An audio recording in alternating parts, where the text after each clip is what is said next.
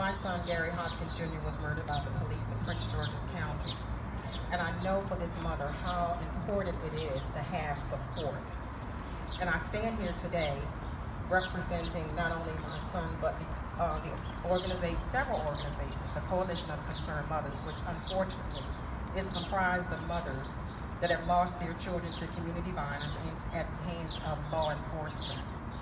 I'm also representing an organization, Families United for Justice, which is a national organization of families.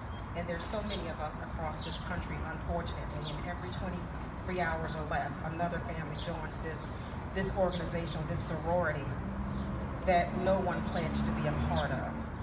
So I know, sister, how difficult this is. I want to say that 20 years ago, there was no justice for my family. There was no transparency. There was no accountability. And here we stand today, 1 year after Marqueese has lost his life, still no transparency and no accountability. You shoot no one in the back the way Marqueese was shot and think that that is justice. We stand here and we demand, we're not asking, but we're demanding that they reveal the video. This mother and this family needs to know what happened to their loved one. Although that will bring no solace to your grief, because grief is an emotional roller coaster. It's something that you will live with for the rest of your life. It's very difficult when you birth a child and they are tragically and suddenly taken away from you. You want to know. So I want you to know, sister, that we stand with you, that there's a family of you, there's a sorority of us across this nation, not just here in Washington, D.C., in the DMV area, that understand and feel what you're going through. And we're here to support you in any way that we can. And again, we demand that they release the video. This mother needs to know, this brother needs to know, this family needs to know, so they can determine what their next steps are. But I stand with you. My name is Sean Blackman, and I'm an organizer with Stop Police Terror Project DC. And I'd like to begin by thanking Miss Alston, family, and this community for having us here today to continue to raise the cry for justice for Marqueese Alston and transparency and accountability for those who are responsible. What has happened to Marqueese Alston is criminal. What has happened to this community and to this family that loved him is criminal. And what's even worse is that those who are in power, who are supposedly in position to protect us, to keep us safe, and to make things right when they go wrong, have been oddly absent and silent on this issue. Police Chief Peter Newsham claims, having seen the footage that none of us have seen, that there's overwhelming evidence that the shooting of Marqueese was justified by police. That was the word he used, overwhelming. And you would think that if that was the case, that if there was evidence that the police were justified, that they would release this to the public, or at least to the family, for us to see and for all to see. But this is the same police chief who's overseeing a department that has detained children, a 9-year-old, a 10-year-old, a group of young boys minding their business.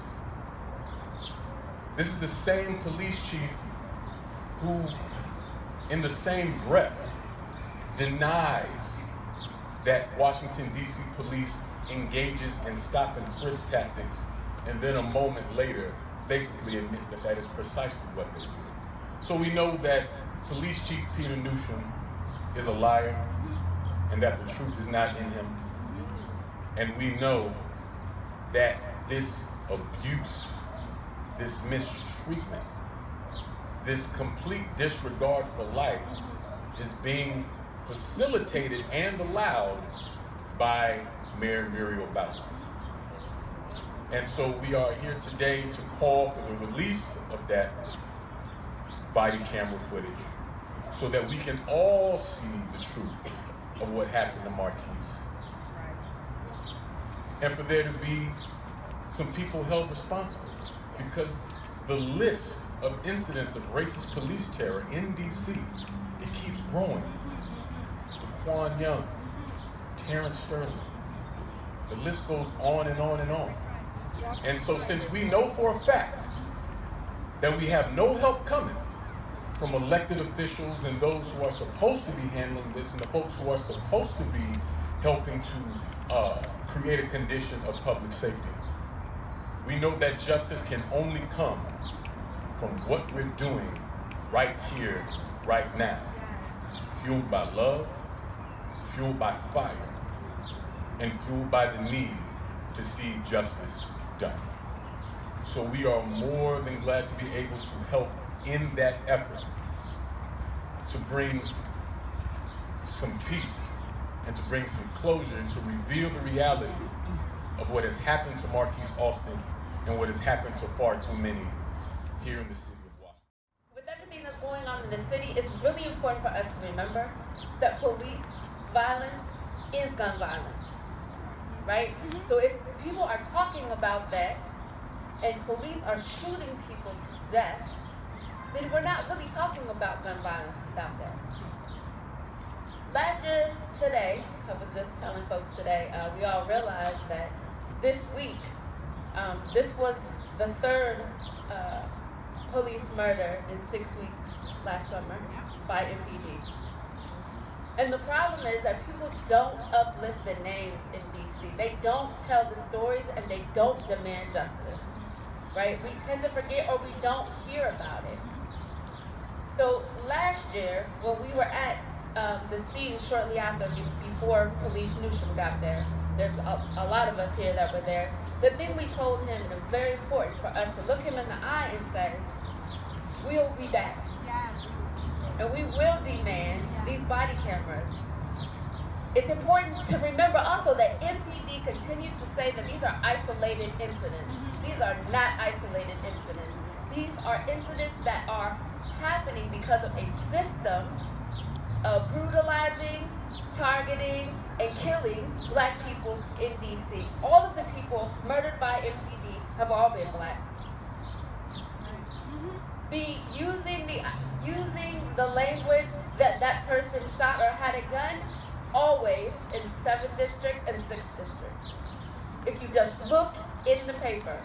The other thing we did, which I think is really important, is to understand that this is a system and a cycle of which they take a victim and paint them in the worst light. We did a minute by minute. We on purpose stayed from the time the first news got there until everybody left. And we did a timeline of the statements that every police, public statement that the police officers gave the media in that day and 3 days afterwards. It progressed about who he was, about what happened, that contradicted from hour to hour. They do this because they've been allowed to. They do this because we have been silenced here. But I also wanted to point out that there are folks here that continue to support and will continue to support the family because of, especially that week, we have Jay, who is the uncle of Jeff Price, who was the first of the 3 last year in the 6 weeks. And to let you know that we have the power to stop this by continuing to say their names.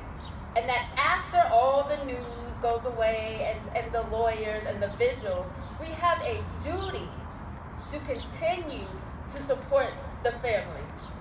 That looks like calling, checking in, no, but calling, checking in.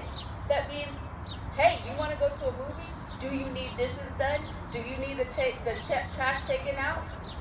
The loss of any kind is difficult. But we as a community have a duty to love and protect one another.